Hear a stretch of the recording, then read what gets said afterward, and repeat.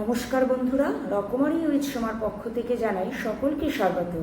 সামনেই রথযাত্রা, আর এই রথযাত্রার দিন যে রথ আমরা চালাই তাতে যেই মূর্তি বসাই সেটা সাধারণত এই ধরনেরই হয়ে থাকে। তো আমিও আমার রথে যে মূর্তি বসাবো সেটা আমি আজকে নিজের হাতেই রং করে নেব। তো দেখো, প্রথমে আমি প্রাইমার দিয়ে নিয়েছি, তারপরে প্রভু বলরামের মূর্তিটা সাদা, জগন্নাথ কালো এবং দেবী সুভদ্রার মুখ হলুদ করে নিলাম। এবার জামাগুলো আলাদা আলাদা রঙে পরিয়ে নেব। আমার এই রঙগুলো পছন্দ, তাই আমি এটাই পরালাম।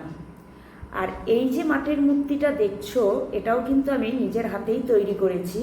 আমি মাটির মূর্তি কিভাবে তৈরি করি তার ভিডিও কিন্তু এর আগে আমি দিয়েছিলাম।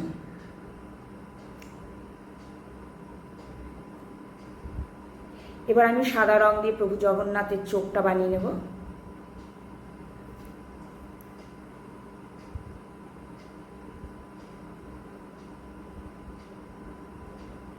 লাল রং দিয়ে দেবী সুভদ্রা এবং বলরামের চোখ এঁকে নেব।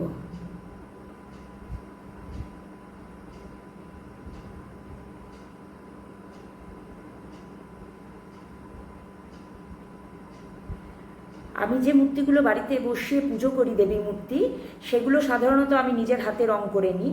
আর এছাড়া তো আমি বিক্রির জন্য আলাদা রং করে বিক্রি করেই থাকি। তো এবার আমি গোল্ডেন দিয়ে নেব।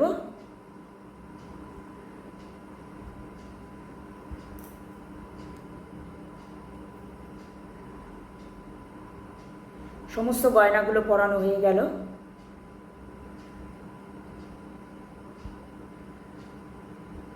এবার আমি মুকুটটা গোল্ডেন করে নেব।